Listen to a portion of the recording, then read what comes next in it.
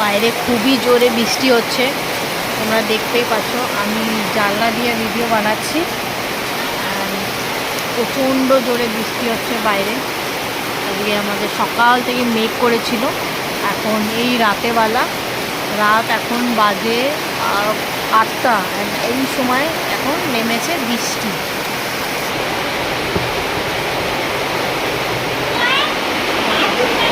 ও এখন শুয়ে আছে, দেখতে পাচ্ছ।